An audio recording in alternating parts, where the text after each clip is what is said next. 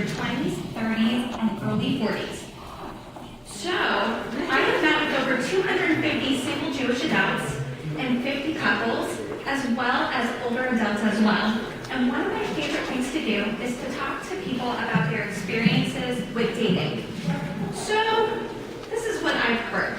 It's not uncommon that it's hard to be single and Jewish in Denver. When I ask younger folks how they try to meet people, they will most commonly say online. When I've spoken to older adults about how they have met their significant other, they will respond at a dance, through a friend, at a party, in college, or I was set up. So what has changed? Back in the day, it was easy to meet people through other people. We didn't have cell phones, texting, or dating websites. We just had each other.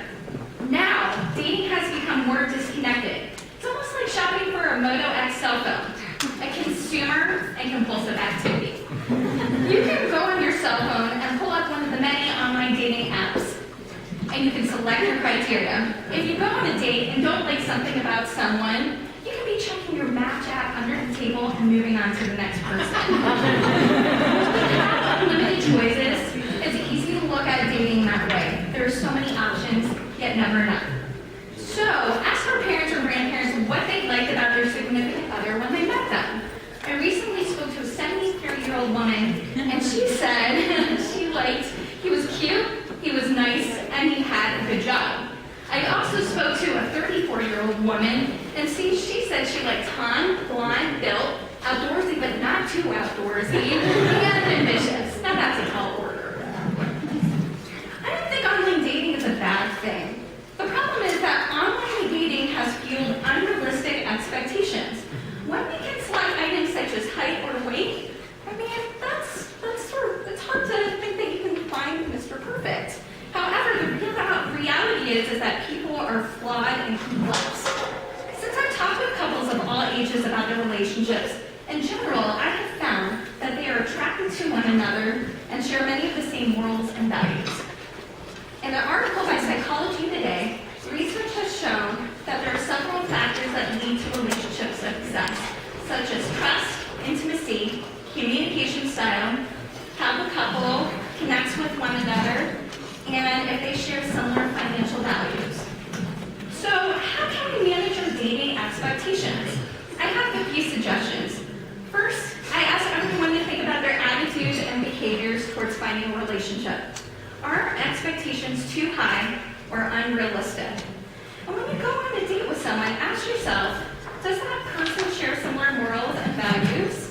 And are you attracted to them? You may have to go on a few dates to find out.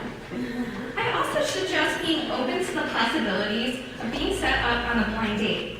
There's no one who knows you like your friends, and how different is going on a blind date than meeting someone online? And the next time you go on a date, why not suggest that you and your date put away your cell phones? To have a genuine interaction and distraction-free conversation. If you don't hit it off, maybe you can walk away with a friend. Here's a quick story about my grandparents. My grandmother went on a date with my grandfather's best friend, Jerry, but they didn't hit it off. Jerry set my grandparents up, and the rest is history. They've been married 65 years. So, here is my suggestion. Dating is about relating, not eBay. Think about it.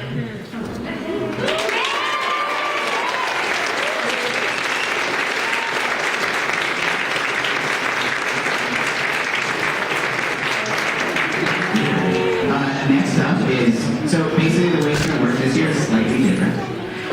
We have our regular English speakers.